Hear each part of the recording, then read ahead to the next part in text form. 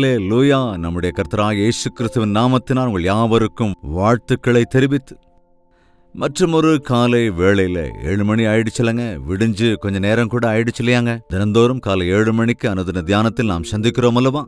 வாருங்கள், இந்த நாள் இந்த காலை வேளையிலும் தேவனுடைய வார்த்தையை தியானிக்கிறதற்கு எங்கெங்கிருந்து நீங்கள் ஒருமனப்படுகிறீர்களோ, இணைகின்றீர்களோ, அந்த விஷயங்களை லைவ் சாட்டில் வந்து டைப் செய்யுங்கள். ஒவ்வொரு முறை தேவ வார்த்தையை கேட்கும் போதும் லைக் பட்டனை அழுத்துவது, கூடவே யாருக்காவது ஷேர் செய்யுங்கள். அவர்களும் ஆசீர்வதிக்கப்படுவார்கள். இதெல்லாம் உங்களுக்கு சொல்ல வேண்டியதில்லை. வாருங்கள், வழக்கம் போல் ஜெபித்து தேவ வார்த்தைக்குள் செல்லலாம். பரிசுத்தமும் அன்பும் நிறைந்த பிதாவே, தினந்தோறும் உம்முடைய சன்னதிக்கு வந்து உம்முடைய நோக்கத்தை அறிந்து உம்முடைய சித்தத்தை உணர்ந்து உமக்காக வாழ உம்முடைய மேலான கிருபை அருளி செய்ய வேண்டும் என்று இயேசுவின் நாமத்தில் வேண்டுகிறோம் பிதாவே. ஆமென். ஒவ்வொரு நாளும் விழிஞ்ச உடனே நாம சில டெசிஷன்ஸ் எடுக்க வேண்டி இருக்குங்க இல்லையா? நிறைய பேருக்கு என்ன தீர்மானம் எடுக்க வேண்டுமோ, எது உத்தமமானதோ, எது பிரயோஜனம் உள்ளதோ, எது தேவனுடைய சித்தத்திற்கு ஏதுவானது என்பதை அறியாமலேயே ஏதோ திடுக்குன்னு ஒரு லக் மாதிரி அல்லது லாட்ரி மாதிரி 2 பேரில் ஏதோ ஒன்று பிடிச்சு பார்க்கலாங்கிற மாதிரி ஏதோ வேக வேகமாக ஏதோ ஒரு முடிவெடுத்துக்கிறது, தப்பான முடிவாகி அதுக்கப்புறம் அவஸ்தையை அனுபவிக்கிறது. இந்த மாதிரியெல்லாம் நமக்கு அனுபவம் இருக்குல்ல? நாம் ஆண்டவருடைய பிள்ளைகளான பிறகு நமக்கு தேவனுடைய சகாயமும் அவருடைய வழி நடத்துதலும் இருக்கிறபடினால இப்படி தினந்தோறும் விடிந்தவுடனே இன்று நான் without knowing will make many decisions, is it? நம்மை அறியாமலேயே எத்தனையோ முடிவுகளை நாம் எடுத்துக்கொண்டே இருக்கிறோம். ஒரு பொருளை வாங்குகிற விஷயத்திலே, ஒரு பிரயாணம் செய்கிற விஷயத்திலே, ஏதோ ஒன்றை பேசுகிற விதத்திலே, ஏதோ ஒன்றை ஃபைனலைஸ் செய்கிற விஷயத்திலே, அநேக விஷயங்கள், அநேக ஆப்ஷன்ஸ் இருக்கும். 1, 2 என்று நாம் எதை செய்ய வேண்டும் என்பதை நாம் சரியான விதத்திலே யோசிக்காமல், ஆயத்தப்படாமல், அதை உணர்ந்து கொள்ளாமல் முடிவெடுத்து விடுகிற போது பின்னால் அவஸ்தைக்குள்ளாக மாட்டிக்கிறோம். அதனால தான் இன்னைக்கு நிறைய பேர் அந்த தவறான முடிவுகளினாலே, தவறான முடிவுகளை எடுப்பதினாலே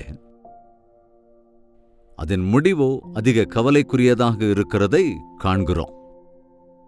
அதனால்தான் நாம் தேவனுடைய சகாயத்தை வேண்டுவது ரொம்ப ரொம்ப முக்கியம். சில நேரங்களில் மனிதர்களிடத்திலே உதவி கேட்போம். மனைவி கிட்ட கேட்போம், கணவர்கிட்ட கேட்போம், ஃப்ரெண்டு கிட்ட கேட்போம், அல்லது வேற யார்கிட்டயாவது கேட்போம். இன்னும் சில பேர் சில ஜோதிடர்களை கேட்பாங்க, அல்லது சில பேர் அந்த காலங்கள் சமயத்தின் அடிப்படையில் ஏதாவது சொல்லலாம்னு நினைக்கிறாங்களே தவிர நமக்கு நேர்த்தியான சகாயத்தை தரக்கூடிய, நமக்காக ஒரு பெரிய திட்டத்தை கொண்டிருக்கிற தேவனுடைய சித்தத்தை அறிந்து கொள்ள வேண்டும் என்பதை நாம் உணராமல் போய்விடுகிறோம். அதனால்தான் காலை எழுந்த உடனேயே வேதாகமத்தை வாசித்து, ஜெபித்து, தியானித்து தேவ சித்தத்தை அறிவதை கற்றுக்கொள்ள வேண்டும். 25ஆம் சங்கீதத்தின் 12வது வசனத்தை பார்த்தால், கர்த்தருக்கு பயப்படுகிற மனுஷன் எவனோ, கர்த்தருக்கு பயப்படுகிற மனுஷன் எவனோ, கவனிங்க, அவனுக்கு தாம் தெரிந்து கொள்ளும் வழியை போதிப்பார் என்று இருக்கிறது. எல்லாருக்கும் இல்லைங்க.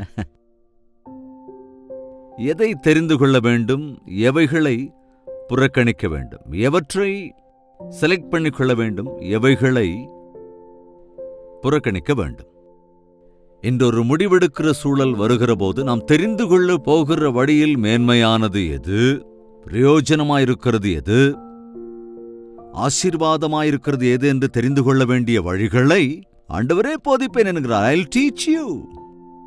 தேவன் நமக்கு அதை தெரியப்படுத்துவேன் என்கிறார். யாருக்கு? கர்த்தரிடத்திலே பயபக்தியோடு இருக்கிற மனுஷனுக்கு. அப்போ நாம் தேவனிடத்திலே பயபக்தியோடு இருக்கிறோம் என்று சொல்லிக்கிட்டு இருந்தா மாத்திரம் போதாதுங்க. அதை நாம கிரியைகளில் காண்பிக்கணும்ல. நான் தேவனுக்கு பயப்படுகிறவன், எனவே இந்த பாவத்தை என்னால் செய்ய முடியாது. நான் தேவனுக்கு பயப்படுகிறவன் என்பதனாலே மனிதரை சந்தோஷப்படுத்த முடியாது. நான் தேவனுக்கு பயப்படுவதனாலே இந்த பரிசுத்தமற்ற காரியத்தை என்னால் செய்ய முடியாது. கர்த்தருக்கு பயப்படுதல், தீமையை வெறுப்பதே கர்த்தருக்கு பயப்படுதல் என்று வேதம் சொல்கிறது. தீமைகளை வெறுத்து விலகாமல் நான் தேவனிடத்தில் பயபக்தியோடு இருக்கிறேன் என்று சொன்னால் அது சரியில்லைங்க. அதனாலதான் அந்த மாதிரி நிலைமையில் இருக்கிறவர்கள் எடுக்கிற டிசிஷன்ஸ் எல்லாமே கூட அது கெட்டதான் இருக்கும். ஏன்னா அவர்கள் உள்ளம் விரும்புகிற தீங்கானதையே அவர்கள் நாடுகிறார்கள். அதனால் அவர்களுக்கு தீங்காகத்தான் மாறுகிறது. எனவேதான் முதலில் தேவனை பற்றிக்கொண்டு அவருடைய சித்தத்துக்கு ஏதுவான வழியை, உன்னதமான வழியை தெரிந்து கொண்டு சரியான முடிவை நாம் எடுக்கிற போது முதலாவது கர்த்தரிடத்திலே நாம் விசுவாசத்தோடு இருக்க வேண்டும். தேவனாகிய கர்த்தருக்கு பயப்பட வேண்டும். பயப்படுதல் என்ன? அவர் என்ன திட்டிருவாரோ, இல்லை அடிச்சிருவாரோ, கொலை செஞ்சிருவாரோ, நரகத்துக்கு அனுப்பிடுவாரோ என்று ஒருவித பயம் இருக்கும். ஆனா அது இல்லைங்க. இது பயபக்தியோடு இருத்தல் என்றால் பக்தியோடு கூடிய பயம், அதேபோல் பயத்தோடு கூடிய பக்தி என்றால் அது அவருடைய இஷ்டத்தையும் அவருடைய சித்தத்தையும் செய்வது. உண்மையிலே இன்னொரு விதமாக சொல்ல வேண்டும் என்றால், நான் அவரை துக்கப்படுத்தி விடுவேனோ என்னவோ, வருத்தப்படுத்துவேனோ, வேதனைப்படுத்துவேனோ என்னவோ, என்னால் அவருக்கு வேதனை வந்து விடுமோ என்னவோ என்கிற பயபக்தியோடு கூட நாம் வாழ்கிற பொழுதுதான் நாம் மேன்மையான வாழ்க்கையை வாழ முடியும். நம்முடைய ஆண்டவரும் நம்மில் சந்தோஷமாய் இருக்க முடியும். தினமும் தேவ வார்த்தையை கேட்கிற உங்களுக்கு ஏற்கனவே ஜெனரலாக தேவனுடைய சித்தம் எது, எது இல்லை, எது நல்லது, எது கெட்டது, எது பிரயோஜனம் உள்ளது, எது பயனற்றதென்று நாம் ஒரு முடிவுக்கு வர முடியும். ஆனா அநேக நேரங்கள்ல நன்மையானதை செய்ய வேண்டிய நேரத்தில் அதை செய்ய பலன் இல்லாமல் கெட்டதை செய்து விடுகிறோம். அதுதான் நம்முடைய பலவீனமாக இருக்கிறது. அதனால்தான் கர்த்தருடைய பலனுக்காக, ஆண்டவருடைய சகாயத்திற்காக நாம் வேண்டிக் கொள்ள வேண்டும். கர்த்தரிடத்திலே பயபக்தியோடு இருக்கின்றவர்கள், என் தேவன் என்னை நேசிக்கின்றார். கர்த்தரிடத்தில் பயபக்தியோடு இருக்கிறது என்றால் அவருக்கு என் மீது அளவு கடந்த அன்பு. அவர் எப்பொழுதும் எனக்கு நன்மையை தவிர தீங்கு செய்ய மாட்டார். அவர் எனக்கு எதை சொன்னாலும் அது எனக்கு ஆசீர்வாதகரமாயிருக்குமே தவிர என்னை ஏமாற்றுவதற்கோ தவறான வழியில் என்னை நடத்துவதற்கோ தேவன் ஒரு நாளும் எனக்கு சொல்ல மாட்டார். என்னை விட என் ஆண்டவர் மிகுந்த ஞானத்தை உடையவர். என்னை காட்டிலும் தேவன் மகத்துவம் உள்ளவர். என்னை காட்டிலும் என் தேவன் அநேக விஷயங்களிலே முன்னறிந்திருக்கிற, என்னை சிருஷ்டித்த சிருஷ்டிகர்த்தரவர் என்ற நம்பிக்கை உடையவர்கள் அவரிடத்திலே பயபக்தியோடு இருப்பார்கள். இந்நாட்கள விசித்திரம் என்னன்னா, தேவனை காட்டிலும் நானே பெரியவன் என்றும் தேவனை காட்டிலும் எனக்கு அதிகமாக தெரியும் என்கிறதைப் போல சிலர் நடந்து கொள்வதை பார்க்கிற போது அதிக ஆச்சரியம் உண்டாகிறது, கவலையும் உண்டாகிறது. தேவனுக்கே கற்றுக் கொடுக்க வேண்டிய தேவை இருக்கா என்ன?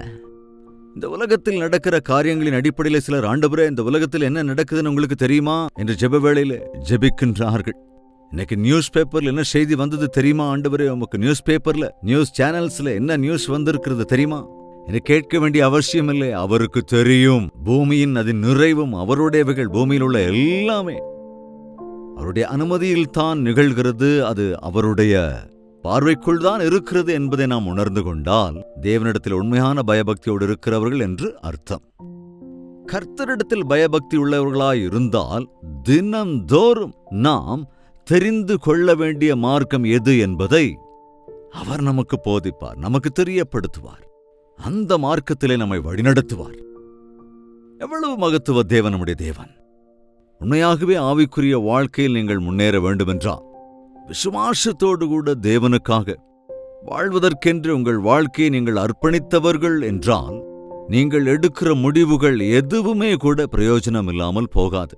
வீணானவைகளாய் போகாதபடிக்கு தேவனுடைய முடிவுகளை, தேவனுடைய சித்தத்தை, தேவனுடைய நோக்கத்தை அறிந்தவர்களாக அவரிடத்தில் பயபக்தியோடு வாழ்வதை கற்றுக்கொள்ள வேண்டும். கர்த்தருக்கு பயப்படுகிற மனுஷன் எவனோ அவனுக்கு தாம் தெரிந்து கொள்ளும் வழியை போதிப்பார். இன்னும் கொஞ்சம் முன்னால போனா இங்கே அதே 25வது சங்கீதத்திலே 4ஆம் வசனத்திலே இந்த பக்தன் செய்கிற ஜெபத்தை நாம் பார்க்கும்போது, கர்த்தாவே உம்முடைய வழிகளை எனக்கு தெரிவியும், உம்முடைய பாதைகளை எனக்கு போதித்தருளும். ஆண்டவரே உம்முடைய வழிகளை எனக்கு தெரிவிங்க, உம்முடைய பாதைகளை எனக்கு போதித்தருளும். எக்ஸ்பிளைன், எனக்கு விளக்குங்க. அதாவது சில நேரங்களில் நாம பதற்றப்படுவோம் அல்லது கன்ஃபியூஸ் ஆயிடுவோம். எனக்கு தெளிவாக உம்முடைய சித்தத்தை தெரியப்படுத்துங்க, உம்முடைய மார்க்கத்தை, உம்முடைய வழியை எனக்கு போதிங்க, உம்முடைய சத்தியத்திலே என்னை நடத்தி என்னை போதித்தருளும். உம்முடைய போதனை எனக்கு அவசியமாயிருக்கிறது. அதாவது சின்ன பிள்ளைங்களை சில நேரங்களில் கேட்போம் இல்லையா? சில கேள்விகளை கேட்கும்போது தாய் தகப்பன்மார் அவங்களுக்கு எக்ஸ்பிளைன் பண்ணுவாங்க. இது எதுக்கு டாடி, இது எதுக்கு மம்மி, அது என்ன டாடி, இது என்ன மம்மி என்னும்போது எப்படி விளக்குவார்கள்? அதே போல நம் பரமபிதா நம்மோடு கூட சம்பாஷிக்க வேண்டும் என்று, தம்முடைய திட்டங்களை நமக்கு விவரிக்க வேண்டும் என்று, தம்முடைய சித்தத்தை வெளிப்படுத்த வேண்டும் என்று, தம்முடைய ஞானத்தை நமக்கு அருள வேண்டும் என்று அவர் விரும்புகிறார். அதனால்தான் தேவனுடனான ஐக்கியத்தை பழக்கப்படுத்திக் கொள்ள வேண்டும். நீங்கள் தெரிந்து கொள்ள வேண்டிய வழிகள் இருக்கும்போது, சூஸ் பண்ண வேண்டிய விஷயங்கள் இருக்கிற போது அவசரப்பட்டு எந்த முடிவும் எடுக்கக்கூடாது. யாரோ சொன்னார்கள் என்றோ, எல்லோரும் செய்கிறார்கள் என்றோ, எல்லோரும் போகிற வழி என்றோ அதை தெரிந்து கொள்ளக்கூடாது. எல்லோரோடும் சேர்ந்து அவஸ்தைப்படுவதைக் காட்டிலும் தேவன் ஏற்படுத்தி வைத்திருக்கிற நேர்த்தியான வழியிலே, அது இறுக்கமாக இருந்தாலும் அதில் விசாலம் உண்டு, அது கஷ்டமாக இருந்தாலும் தேவனுடைய சகாயம் உண்டு. அது ஆர்ப்பாட்டமானதா இல்லாவிட்டாலும் அது மேன்மையானது, அதன் முடிவு பரிபூரணமாயிருக்கிறது என்ற விஷயத்தை நாம் உணர்ந்து கொண்டால், தேவனுடைய சித்தத்திற்கு நம்மை நாம் அர்ப்பணித்துக் கொள்ளும்போது, தினந்தோறும் அதிகாலையிலே எழுந்து சாயங்காலம் வரைக்கும் நாம் எடுக்கிற எல்லா முடிவுகளிலும் whether do it with knowledge or ignorant-ஆக செய்கிற, அதாவது நீங்க வேணும்னு செய்தாலும் அல்லது தெரியாமல் செய்தாலும், ஏமாந்து போயிட்டேனே, நஷ்டத்துக்கு ஆளாயிட்டேன்னு பின்னால வருத்தப்படாம இருக்கணும்னா, அந்த தேவனுடைய ஞானம் நமக்குள் வருகிற போது, நீ பெருசா எதை பத்தியும் யோசிக்காம நான் தேவனுடைய சித்தத்தை அறிந்த நபராக இருக்கிற போது, நீ எடுக்கிற முடிவுகள் கட்டாயம் தேவ சித்தத்துக்கு ஏதுவானதாக மேன்மையானதாக இருக்கும் என்பதை உணர்ந்து நீங்கள் தேவனுடைய சகாயத்தை கேட்கிற நாளிலே அன்று உங்களுக்கு அனாவசியமான வேதனை இருக்காது, நஷ்டங்கள் இருக்காது. நம்முடைய வாழ்க்கையிலே அனாவசியமான பாடுகளும் சிக்கல்களும் சிக்கலுக்குள் மாட்டிக்கொள்ளுகிற சூழலும் இருக்காது. அதிகாலை 70 முதற்கொண்டு இரவு படுக்கைக்கு செல்லுகிற வரைக்கும் நாம் வீட்டில் எடுக்கிற நம்முடைய முடிவுகள், நம் ஆபீஸில் எடுக்கிற நம்முடைய நிர்ணயங்கள், நம் குடும்பத்திற்காக நாம் செய்கிற திட்டங்கள், நம்முடைய எதிர்காலத்திற்காக நாம் செய்கின்ற ஏற்பாடுகள், நம்முடைய பிள்ளைகளின் விஷயத்தில் அவருடைய எதிர்காலத்துக்காக நாம் ஆலோசிக்கின்ற விஷயங்கள், நம்முடைய பிள்ளைகளை எந்த படிப்பு படிக்க வைக்க வேண்டும், அதே போல விவாகத்தின் விஷயங்கள்ல இந்நாட்கள்ல நிறைய பேர் அவசரப்பட்டு முடிவெடுத்து மேலோட்டமான விஷயங்களுக்கு முக்கியத்துவம் தந்து ஆண்டவருடைய சித்தத்தை அறியாததினாலே இந்நாட்களில் எத்தனையோ கிறிஸ்தவ விவாகங்கள் கூட முறிந்து போகிறதை நாம் பார்க்கின்றோம். விவாக பந்தம் என்பது எல்லாவற்றை காட்டிலும் கனமுள்ளது. தேவனுடைய சித்தத்தின்படி அது நடக்க வேண்டியது. தேவனுடைய சித்தத்துக்காக காத்திருந்து ஜெபிக்கிற போது தேவன் எல்லாவற்றையும் நேர்த்தியாய் செய்வார். ஒருவேளை அவர் சொல்லுகிற தீர்மானம், அவர் தருகிற பதில் உனக்கு இஷ்டமில்லாமல் போகலாம். நீ வேண்டிக் கொண்டதற்கேற்ப அவர் சொல்லாமல் இருக்கலாம். நீ நினைத்தது போல அவர் நினையாமல் இருக்கலாம். நீ ஆசைப்பட்டது போல அவர் அதை அங்கீகரிக்காமல் போகலாம். ஆனால் அவர் எதை செய்ய சொல்லுகிறாரோ அதை நாம் செய்தால் அதுதான் மிக உத்தமமானது. சில நேரங்களில் நாம இப்பவே எனக்கு இதை கொடுங்க, இப்பவே எனக்கு சொல்லுங்கன்னு கேட்போம். ஆனா அவர் எப்பொழுது எதை சொல்ல வேண்டுமோ, எப்பொழுது எது அவசியமோ, அவர் நம்மை காட்டிலும் பரிபூரண ஞானம் உள்ளவராய் இருப்பதுனாலே அவர் ஏற்ற நேரத்தில் ஏற்ற யோசனை நமக்கு தருவார். சமயோஜிதமான முடிவுகளை எடுப்பதற்கு தேவன் நமக்கு சகாயம் அருளுவார். அதனால்தான் தேவன் தெரிந்து கொண்ட மார்க்கங்களை நாம் அறிய வேண்டும் என்றால், ஃபர்ஸ்ட் ஆஃப் ஆல், கர்த்தருக்கு பயப்படுகிற மனுஷன் எவனோ அந்த மனுஷனுக்கு மாத்திரமே தேவனுடைய பரிபூரணமான பெர்ஃபெக்ட் வில் என்ன என்பது தெரிவிக்கப்படுகிறது.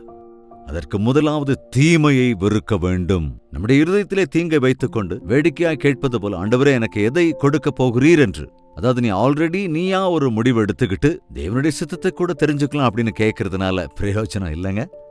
நீ அவருடைய சித்தத்தை முழுவதுமாய் அறிந்த பிறகு, ஓ இதுதானா என்கிற நிலைமையில் நீ இருப்பாய் என்றால், உன் இருதயத்தின் நினைவுகளை அறிந்திருக்கிற தேவன் அவர் என்பதனால அவருடைய சித்தத்தை உனக்கு தெளிவாய் தெரிவிப்பார்.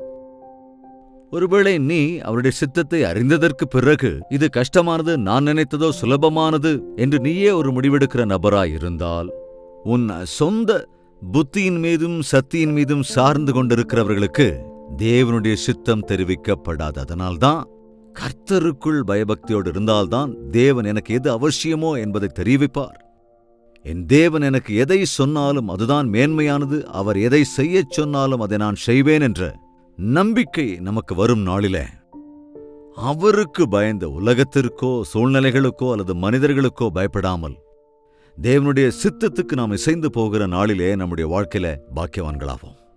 நாளிலே ஒரு தீர்மானம் எடுத்துக்கொள்வாயா? இந்த முதலாவது தீர்மானம், இன்று முதல் நான் கர்த்தருக்குள் பயபக்தியோடு இருப்பேன். அதற்கு பிறகு நாம் எடுக்கிற முடிவுகள் எல்லாம் நாம் தேவனை கேட்பதற்கு முன்பே நம்முடைய மனசாட்சியின் மூலமாக, நம்முடைய புரிந்து கொள்ளுதல் மூலமாக, சூழ்நிலைகள் மூலமாக தேவன் தம்முடைய சித்தத்தை நேர்த்தியாய் வெளிப்படுத்துவார். நம்முடைய வாழ்க்கை பாக்கியம் பெறும். முடிவெடுக்க வேண்டிய சந்தர்ப்பத்திலே அவசரப்பட்டு முடிவுகளை எடுக்காமல் தேவனுடைய சித்தத்தை அறியும்படியாக நம்மை நாமே அர்ப்பணித்துக் கொள்ளலாம். ஜெபிக்கலாமா? பரிசுத்தமும் அன்பும் நிறைந்த பிதாவே, யார் யார் இந்த தியானத்திலே ஒருமனப்பட்டிருக்கிறார்களோ, ஒவ்வொரு நாளும் நாங்கள் எழுவது முதற்கொண்டு நாங்கள் எடுக்கிற முடிவுகளில் எல்லாம் எங்கள் சொந்த முடிவுகளாக இல்லாமல், மனிதர்களின் தாக்கம் எங்கள் மீது இல்லாமல், சூழ்நிலைகளுக்கு வளைந்து கொடுக்காமல், தேவனுடைய நிர்ணயத்தை செய்ய வேண்டும் என்கிற ஆவலே கர்த்தருக்கு பயப்படுகிற வாழ்க்கை எங்களுக்கு அருளிச் செய்து, நாங்கள் எவற்றை விரும்பினாலும் அதை அவ்வப்பொழுது உம்மிடத்திலே தெரியப்படுத்தி, பரிசுத்த ஆவியானவர் எங்களுக்கு துணையாக இருக்கிறார் என்ற விசுவாசத்தோடு முன்னேறுவதற்கு, உம்முடைய சித்தத்தையே செய்து வளர்வதற்கு எங்கள் ஒவ்வொருவருக்கும் உம்முடைய சகாயத்தை அருள வேண்டும் என்று கிறிஸ்துவின் நாமத்தில் வேண்டிக் கொள்கிறோம் பிதாவே. ஆமென். நம்முடைய கர்த்தராகிய இயேசு கிறிஸ்துவனுடைய கிருபையும், பிதாவாகிய தேவனுடைய அன்பும், பரிசுத்த ஆவியின் அந்யோன்ய ஐக்கியமும், சந்தோஷமும், சமாதானமும் நம் அனைவரோடும் இன்றும் சதா காலங்களிலும் தங்கி தரித்திருப்பதாக. ஆமென். தேவனுக்கு ஸ்தோத்திரம். உங்கள் ஜெபத் தேவைகள் மற்றும் பாரங்களை 8939801234 என்ற நம்பருக்கு டெக்ஸ்ட் அல்லது வாய்ஸ் மெசேஜ் மூலமாக வாட்ஸ்அப்பில் அனுப்புங்கள். உங்கள் பட்சமாக தொடர்ந்து ஜெபிக்கிறோம். தேவன் பதில் தருவார். நீங்களும் தொடர்ந்து ஜெபியுங்கள். தொடர்ந்து டிவி வாயிலாகவும் சோஷியல் மீடியா வாயிலாகவும் தேவ வார்த்தையை கேட்டுக்கொண்டிருக்கிற நீங்கள் டாக்டர் ஜெயபால் யூடியூப் சேனலை சப்ஸ்கிரைப் செய்து கொள்ளுங்கள். கூடவே லைக் செய்து ஷேர் செய்து விடுங்கள்.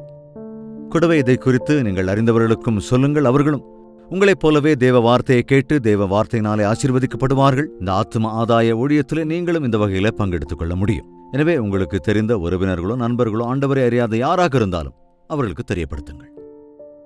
இன்னும் நம்முடைய ஊழியத்தை குறித்த விவரங்கள் தேவையென்றால் 8939393939 என்ற எண்ணிற்கு கால் செய்து தெரிந்து கொள்ள முடியும்.